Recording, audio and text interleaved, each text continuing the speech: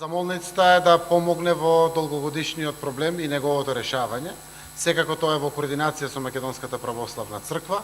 Барањето е патриаршијата преку Светиот Синод да донесе одлука и конечно да помогне со признавањето на Македонската православна црква Охридска архиепископија.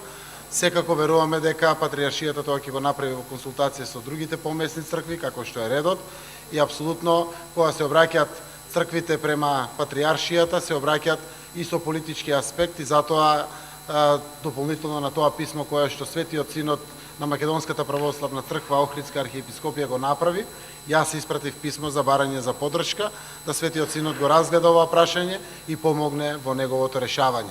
Инаку, за да нема дилеми во јавноста, секој пат признавањето се случува согласно положбата, патриаршијата или слично. Кога се признавале црквите, се признавали како Печка патриаршија или Охридска архиепископија или слично. Никој ниту побарал, ниту некој може да го смени името на Македонската православна црква.